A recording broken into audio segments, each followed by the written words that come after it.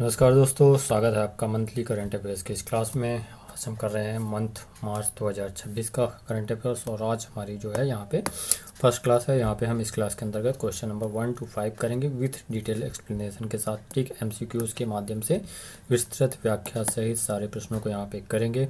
चलिए शुरू करते हैं।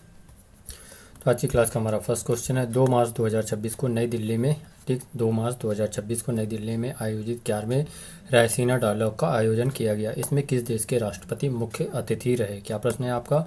2 मार्च 2026 को कहाँ पर? नई दिल्ली में, याद रखिएगा। रायसीना डायलॉग 11वें, कौन सा संस्करण था? 11 संस्करण किसका? रायसीना डायलॉग का 11वां संस्करण था, इसका आयोजन किया गया, ठीक। इसमें हमारा प्रश्न है कि इसके जो राष्ट्रपति थे, मुख्य अतिथि किस देश के राष्ट्रपति यहाँ पर रहे? ए आपके Malaysia, B Brazil, C Singapore और डी फिनलैंड। दोस्तों इस प्रश्न का जो आपका सही आंसर होगा वो होगा आपका ऑप्शन डी, फिनलैंड, ठीक। किस देश के? फिनलैंड के राष्ट्रपति 11वें रायसीना डायलॉग जो कि 2 मार्च से आयोजित किया गया। कहाँ पे आयोजित किया गया आपसे पूछा जा सकता है, तो नई दिल्ली में आयोजित किया गया। आप ये भी पूछ सकता है कि कौन सा संस्करण था, तो 11 संस्करण था इसका, ठीक। तो और कौन थे? फिनलैंड के राष्ट्रपति मुख्य अतिथि के रूप में इसमें शामिल हुए। दोस्तों आइए देखते हैं कुछ विवरण। तो रायसीना डायलॉग का 11वां संस्करण मार्च 2026 में नई दिल्ली में आयोजित किया गया, ठीक। इस आयोजन में फिनलैंड के राष्ट्रपति मुख्य अतिथि के रूप में शामिल हुए और इसका उद्घाटन किसने किया? तो प्रधानमंत्री द्वारा इसका उद्घाटन किया गया। और यह है क्या रायसीना डायलॉग है क्या? एक मंच है जहां पर जियोपॉलिटिक्स, भू राजनीतिक और भू आर्थिक सम्मेलन से संबंधित क्षेत्र है, जहां पे इससे संबंधित विषयों पर चर्चा की जाती है, ठीक। और इस वर्ष इसमें 110 देशों के मंत्री इसमें शामिल रहे। और यह शुरुआत कब हुई थी? तो आपका जो रायसीना डायलॉग है, ये टॉक जो है वर्ष 2016 में पहली बार हुई थी, ठीक। प्रतिवर्ष आयोजित की जाती है। वर्ष 2016 में इसका पहली बार आयोजन किया गया था और इस वर्ष 2026 में जो इसका आयोजन है वो 11वां संस्करण है। तो याद रखिएगा यहाँ पे 11वां संस्करण है। और किस देश के राष्ट्रपति? तो फिनलैंड के राष्ट्रपति आए थे, ठीक, मुख्य अतिथि के रूप में। और हुआ कब था? तो मार्च 2026 में नई दिल्ली में इसका आयोजन किया गया।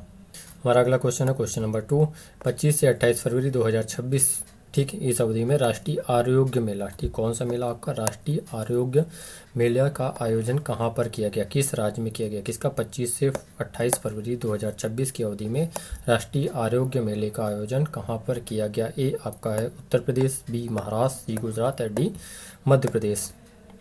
यहाँ पे जो आपका राइट आंसर होगा इस प्रश्न का वो होगा आपका ऑप्शन बी, महाराष्ट्र। कहाँ पे आयोजित किया गया? महाराष्ट्र में आयोजित किया गया। याद रखिएगा राष्ट्रीय आरोग्य मेला, ठीक, राष्ट्रीय आरोग्य मेला कहाँ पे आयोजित किया गया? तो महाराष्ट्र में आयोजित किया गया। कब आयोजित किया गया? तो वो डेट थी आपकी 25 से 28 फरवरी 2026 को, ठीक। कहाँ पे? महाराष्ट्र के बुल्ढाना जिले में, ठीक, महाराष्ट्र के बुल्ढाना जिले में आयोजित की गई, ठीक, बुल्ढाना जिले में इसका आयोजन किया गया, ठीक।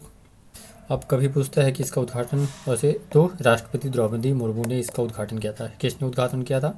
कभी प्रश्न आपसे पूछा जा सकता है कि आरोग्य मेला जो था इसका आयोजन जो महाराष्ट्र के बुल्ढाना जिले में आयोजित किया गया था 25 से 28 फरवरी को, इसका आयोजन किसके द्वारा किया गया था? तो भारत की राष्ट्रपति द्रौपदी मुर्मू के द्वारा किया गया था। इस आयोजन का उद्देश्य क्या है? तो आयोजन का उद्देश्य आयुष, जो आपकी आयुर्वेद होता है, योग, प्राकृतिक चिकित्सा, यूनानी सिद्ध, होम्योपैथी, इन प्रणालियों को बढ़ावा देना और उनके लाभों के बारे में लोगों को जागरूक करना मुख्य उद्देश्य इसका रहा। क्या? लोगों को आयुष जो होता है आपके आयुर्वेद और इनसे जुड़ी अन्य जो शाखाएं हैं उनके बारे में जागरूक करना इसका उद्देश्य रहा, ठीक। कहाँ पे आयोजित हुआ? तो फिर से रिवाइज कर लीजिए, महाराष्ट्र के बुल्ढाना जिले में इसका आयोजन किया गया, ठीक। कब से कब तक? 25 से 28 फरवरी 2026 की अवधि में। हमारा अगला क्वेश्चन है क्वेश्चन नंबर 3, 8 मार्च 2026 को अंतर्राष्ट्रीय महिला दिवस के अवसर पर हैप्पी वीमेंस पे, ठीक, क्या नाम है? हैप्पी वीमेंस पे अभियान किस संस्था द्वारा शुरू किया गया, ठीक। यहाँ पे याद रखिए, जैसा कि देखिए पहला क्वेश्चन आपका कि 8 मार्च 2026 को क्या मनाया जाता है? अंतर्राष्ट्रीय महिला दिवस के रूप में मनाया जाता है। यहाँ पे अब इस अवसर पर हैप्पी वीमेंस पे अभियान जो है किस संस्था द्वारा शुरू किया गया? ए HDFC बैंक, बी SBI, सी जनरली सेंट्रल इंश्योरेंस और डी RBI। तो यहाँ पे जो आपका राइट आंसर होगा वो होगा option C, generally central insurance, ठीक। जनरली सेंट्रल इंश्योरेंस द्वारा कौन सा? हैप्पी वीमेंस पे अभियान शुरू किया गया। तो इस अभियान का जो आपका उद्देश्य क्या है कि समान पे, जैसा कि हैप्पी वुमेन्स पे, तो समान वेतन, ठीक, समान कार्यस्थल पर, जैसे कार्यस्थल पर पुरुष और महिला अगर काम कर रहे हैं समान कार्य, तो समान वेतन की व्यवस्था करना, ठीक। लैगिंग वेतन अंतर को, जेंडर पे गैप को खत्म करना, ठीक। अभियान प्रतीकात्मक उपहारों जैसे फूल और चॉकलेट के बजाय महिलाओं के लिए वास्तविक बदलाव के रूप में समान वेतन की वकालत करता है। और अब इससे संबंधित जो आपका इक्वल पे का राइट्स है, ठीक, ये आपका कहाँ पे है, भारतीय संविधान का जो आपका डीपीएसपी है, ठीक, डीपीएसपी जो आपका मौलिक राज्य के नीति निर्देशक तत्व है, पार्ट 4 में आर्टिकल 39, ठीक, आर्टिकल 39D में प्रावधान है किसका, समान कार्य के लिए समान वेतन हेतु प्रावधान किए गए हैं। समान कार्य हेतु समान वेतन का प्रावधान कभी आपसे पूछता है कि जो इक्वल वर्क इक्वल पे वेतन है वो कहाँ पे है, तो आपका डीपीएसपी में भारतीय जो राज्य के नीति निर्देशक तत्व का, ठीक, भाग 4 में जिसका उल्लेख है। और आर्टिकल कौन सा है, तो आर्टिकल 39D में इसका प्रावधान किया गया है। अगला प्रश्न है हमारा क्वेश्चन नंबर 4।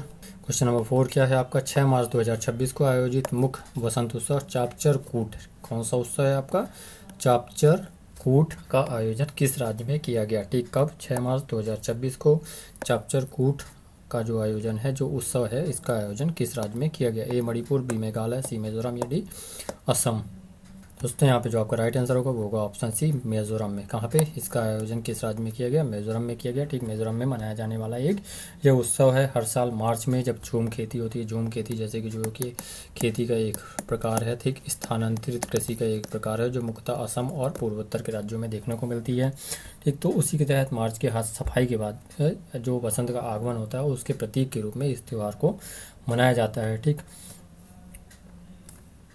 जो आपका उत्सव है याद रखिएगा चापचर कूट। कभी आपसे पूछता है कि चापचर कूट जो उत्सव है इसका आयोजन किस राज्य में किया जाता है, किस राज्य द्वारा मनाया जाता है, तो मिजोरम द्वारा, मिजोरम राज्य में इसका आयोजन किया जाता है। और बसंत की शुरुआत मान सकते हैं आपकी जो खेती का समापन होता है, झूम खेती की सफाई के बाद इस उत्सव को बसंत के आगमन के प्रतीक के रूप में इसे मनाया जाता है, ठीक। तो देखिए चापचर कूट आपका मिजोरम राज्य का, ठीक, महत्व है। मिजोरम का सबसे बड़ा और सबसे महत्वपूर्ण बसंत उत्सव है। यह झूम कल्टीवेशन को पूरा होने के बाद मनाया जाता है। विशेषता है कि उस उत्सव के दौरान मिजो लोग अपनी पारंपरिक पोशाक पहनते हैं और प्रसिद्ध चिराव या बांस नृत्य करते हैं, ठीक। चिराव या बांस बम्बू डांस इसमें करते हैं। तो कहाँ पे प्रचलित है यह नृत्य आपका जो चापचर कूट उत्सव है, मिजोरम राज्य में प्रचलित है। हमारा अगला क्वेश्चन है क्वेश्चन नंबर 5। 5 मार्च 2026 को केंद्रीय गृह मंत्री द्वारा जनगणना 2027 के लिए आधिकारिक शुभांकर जारी किए गए, ठीक। ये शुभांकर हैं, ठीक। कब, जैसे कि आप जानते हैं कि 2021 में जो जनगणना होनी थी वो किसी कारणवश जैसे कि कोरोना आ गया उसकी वजह से लेट हुआ और उसकी अब शुरुआत होने जा रही है, ठीक। जिसका पहला चरण आपका 1 अप्रैल 2026 से शुरू होने जा रहा है, ठीक। 1 अप्रैल 2026 से जनगणना का पहला चरण शुरू होगा जो 2 सितंबर तक चलेगा, जिसमें घरों की मार्किंग की जाएगी, ठीक। तो यहाँ पे गृह मंत्री द्वारा क्या किया गया है कि शुभांकर जारी किए गए हैं, ठीक। और ये शुभांकर कौन से हैं, ठीक, जैसे कि यहाँ पे है आपका प्रगति, महिला शुभांकर, पुरुष, विश्वास, ए और बी दोनों, और इनमें से कोई नहीं। यहाँ पे जो हमारा राइट आंसर होगा वो होगा ऑप्शन सी, ए और बी दोनों, जैसे, ठीक। महिला शुभांकर जो है प्रगति, ठीक, महिला के लिए, और विश्वास पुरुष के लिए। ये जरूर याद रखिएगा, काफ़ी इंपॉर्टेंट क्वेश्चन है आपका। और जो आपका पहला चरण शुरू हो रहा है कब, 1 अप्रैल 2026 से। तो कुछ इंपॉर्टेंट फैक्ट्स जैसे कि आपका शुभांकर 2047 तक भारत को एक विकसित राष्ट्र बनाने के संकल्प में महिलाओं और पुरुषों की समान भागीदारी का प्रतीक है, ठीक, इक्वल भागीदारी का प्रतीक है। डिजिटल जनगणना है, याद रखिएगा कि 2027 की जो जनगणना होने जा रही है पहली बार पूर्णतः डिजिटल जनगणना होगी, जिसकी प्रक्रिया 1 अप्रैल 2026 से शुरू होगी, जैसा कि हमने बताया। और ये देखते हैं भारत में जनगणना से संबंधित। तो भारत में जनगणना की जो औपचारिक शुरुआत हुई थी, ठीक, औपचारिक शुरुआत थी 1872 में लॉर्ड मेयो के शासनकाल में हुई थी, परंतु जो नियमित जनगणना चालू हुई वो 1881 में लॉर्ड रिपन के शासनकाल में प्रारंभ हुई। हर 10 साल में यह जारी होती है, ठीक। भारत में अब तक जो आप बात करेंगे वर्ष 2011 की जो जनगणना थी वो आपकी टोटल जो थी 15वीं जनगणना थी, और अभी जो होने जा रही हो जाएगी 16, और आज़ादी के बाद होगी यह 8वीं जनगणना। भारत में जनगणना के इतिहास की पहली गैर समकालिक जनगणना 1872 में, जैसा कि हमने बताया किसके काल में, लॉर्ड मेयो के काल में। देन 1881 से भारत में नियमित जनगणना चालू हुई 10 वर्ष की शुरुआत में। और इसके जनक कौन से, तो हेनरी वॉल्टर को भारतीय जनगणना का जनक माना जाता है, जिन्होंने 1865 से 72 के बीच औसती डेटा संग्रह की शुरुआत की थी। तो हेनरी वॉल्टर को भारतीय जनगणना का जनक माना जाता है, ठीक, याद रखिएगा हेनरी वॉल्टर को। आज़ादी के बाद की पहली जनगणना 1951 में हुई थी। 2011 की जनगणना टोटल जनगणना 15वीं थी और आज़ादी के बाद 7वीं थी, और ये जो होने जा रही है ये आज़ादी के बाद आपकी 8वीं जनगणना है, और जो टोटल ओवरऑल है ये 16वीं जनगणना है, ठीक। और ये बाकी तो फैक्ट है। तो मुख्य जो आपको याद रखना है कि भारत में पहली बार जो औपचारिक मुख्य अगर आप देखेंगे तो 81 में जनगणना की शुरुआत होती है, ठीक। किसके शासनकाल में, उस समय जो भारत के गवर्नर जनरल थे लॉर्ड रिपन के शासनकाल में गणना चालू हुई थी।